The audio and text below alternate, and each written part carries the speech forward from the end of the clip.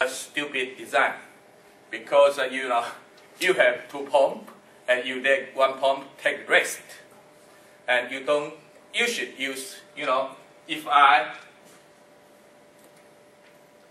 that was me design, I would do it with one pump and with a valve, so that I switch on the valve, then you can control the directions of the movement. But valve is not common use, so the price of valve is more expensive than a small pump. So if you do it with a 2 horsepower pump or smaller, then it's better to use 2 pumps. Then you save money. But if you do it with 5 horsepower pump, that's very expensive one, then it's better we do 1 pump with 1 valve. American pool is something like 5 acres or 10 acres.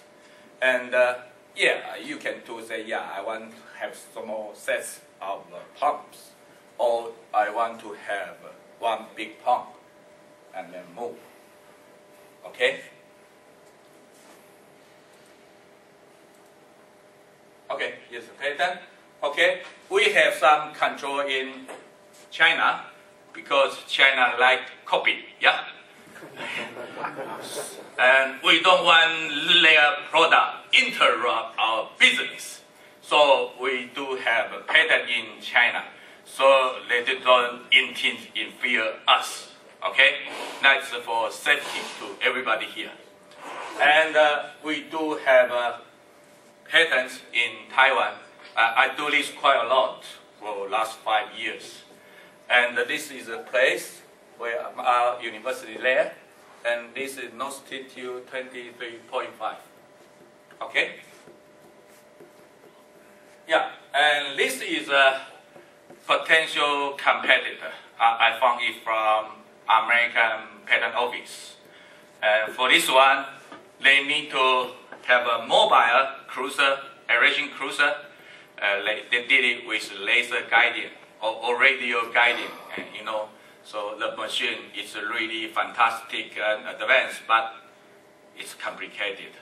Nobody will like it, And if you think of this one, you really need a guy to drive the boat, and again, it's not practical. So, and then we have something like that. So, I believe we are a solution of fish farming. And fish farming is the solution of ocean fishery. And then a solution to ocean and earth. So, and for fishermen and us, yeah, if it can be done. So I believe they can be done, they can do double stocking densities if we do it intensively. And there are 8 million fishermen in the world, and 40 to 50 million tons fish demand.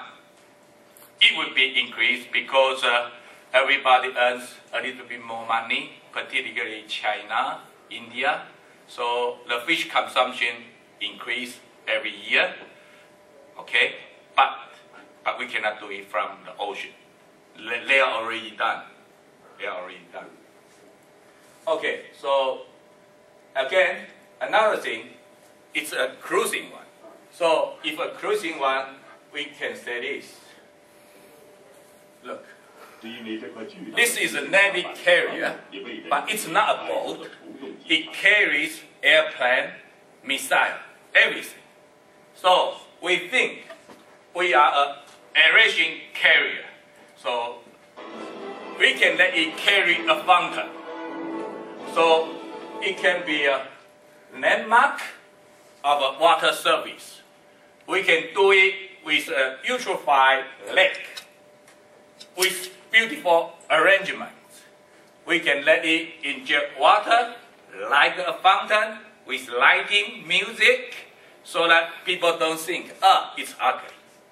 It's a beautiful mobile aerators. It's an art, but doing aerations. That's what we sold. Again, we can let it carry micro bubble diffusers, and they can dissolve oxygen bubble everywhere. If we do it with this one, you will need a lot of pipe. And this pipe costs money, costs human beings. But if we install a pipe under my machines, then it can deliver bubbles very easily. Again, we can do it a small one and let it carry some magnetics or probiotics so that they can deliver all this very uniformly, homogeneous, to make the pool water very stable and uniform, homogeneously. That is what I thought we can do with these machines. And this one is driven by solar cell. Of course, we can do it with engine. We can do it with fuel cell. Okay, and we can say it's unmanned H2O detectors, DIY remote control solar boat, homogeneous delivery. Okay, I wish here, I come here, wish to look for some help. For example, I wish say somebody can help me to do more product design and marketing.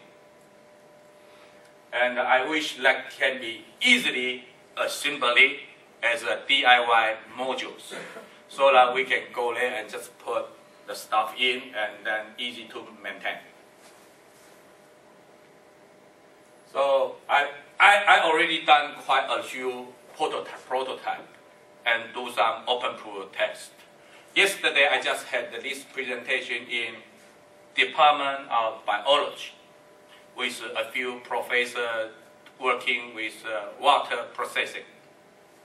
And we think 1 year for commercialization is quite possible. And Taiwan over this jet and open fish farms. I have many friends, fishermen friends, so we can do all the tests with my friends, tiger prawn, tilapia group, everything, any tropical fish. And then we can do a machine prototype and its copy.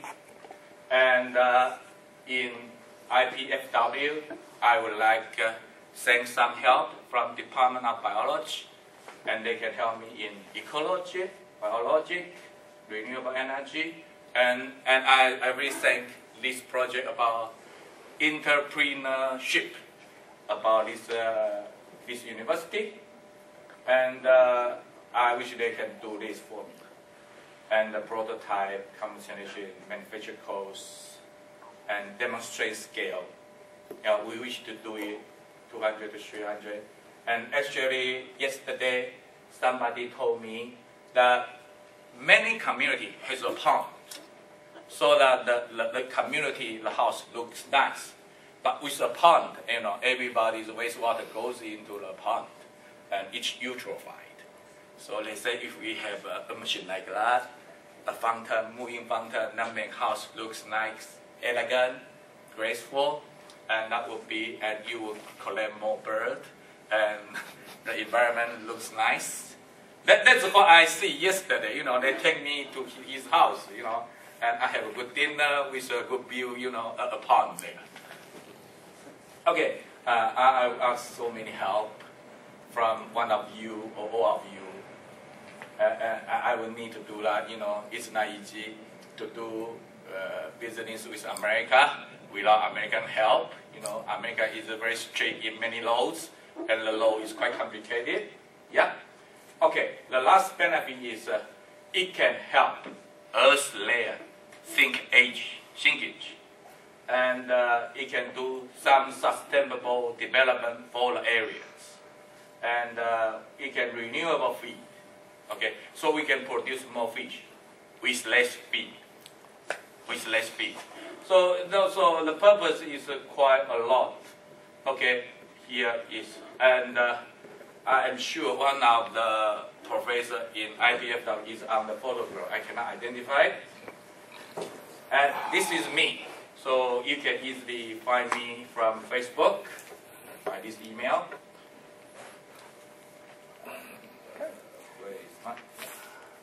So this is what we do it in real farm. Real farm. It's working in real farms.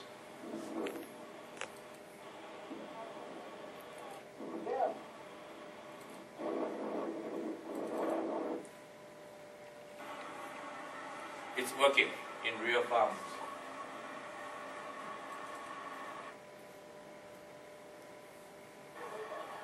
Okay, many thanks, and everybody is welcome to have a talk with me, and any help is, any suggestion is welcome. Many thank you. If anybody has any questions right now.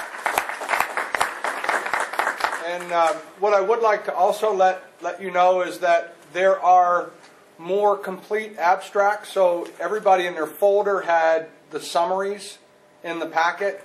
On the table in the very back of the ballroom, when you go down, we've got a number of abstracts that really are a bit more complete than what you have in the packet, and they give you a good idea of the different technologies. So please make sure you go by the table and take a look at what's there. So, yes, Rob. Yeah, just a question. One of the problems we have more from an ecological standpoint here in the Midwest is nitrogen runoff from agriculture, which creates algae blooms, deprives the oxygen to the fish. You know, we have some dead zones off Maryland and in the Gulf of Mexico, but a lot of that starts up here in the Midwest, and the nitrogen runoff. So we've already had some small lakes that are nearly dying for that. Are you doing any applications in that area, just strictly from an environmental application, not so much to turn it into for raising fish, but just saying for lake recovery? Okay, thank you very much. I haven't done anything with lake. I tell you one story. Any eutrophied lake is not eutrophied enough to a fish pool. You have 10,000 tons of water, but you have 30,000, 40,000 kilogram fish inside. You don't have that many fish in a lake. You never. But you will easily get 40,000 kilogram water, fish in a 10,000 ton water. And you feed them 100 kilogram every day. I don't think you feed the lake 10,000, no, 100 kilograms. So the eutrophication level for a fish pool is much, much worse in a lake, in a fish pond than a lake. So if we work with agriculture, it would definitely work with the lake. Okay, the thing is, I am a mechanical guy. I do it in the physical ways. If you want to kill algae, then we can do mechanical with oxygen. And then we need to do some fish to eat algae. Then everybody will be happy. The ecology will be stable. Look, you give organic, somebody got to use it. You know, you can just let the microorganisms decompose the organic. Then again, toxic chemical come. So what you need to do is you let somebody uptake this organic, and you need to let them alive, keep them alive to eat this organic, and let some fish eat the biomass, and then everybody, the cycle will be stable, everybody will be happy, and then we have good lake, good water. That's it. So, okay, one more question, Matt? Have you monitored the nitrogen levels or the aeration levels in the lake to see if there's any? Actually, I was going to say, for everybody that's in the back, the question is about monitoring the aeration levels in the lake. I haven't done anything with lake. I have done something with fish pond. I'm saying the problem of fish pond is much worse than a pond. For me, say for a fish farm, the ammonium nitrogen has to be kept 3 to 5 ppm because that means more protein to fish. And I don't believe you have 3 ppm ammonia in a lake. I don't believe it, And the BOD level for a fish pond is something like 50 to 150 because fishermen want fish grow faster. But I think a pond, a lake, it's a DO is good, but its ammonia nitrogen level should be less than 3, and BOD should be something around 50 or less. Also, I think if my machine work, actually, biology guys here wish to do something with some lake here. Okay, they're trying to get some project from Texas or something. We are going to discuss it later. Yeah, I had a good presentation yesterday with a good discussion. So if anybody would like to speak with Richard, please, I welcome you to during the networking sessions at lunch. And then, again, our afternoon presentations will wrap up about 2. But, there's no hurry to get out of the ballroom. So if you want to stay and speak with Richard or Frank or any of our other presenters, please feel free to do so. Next, our next presenter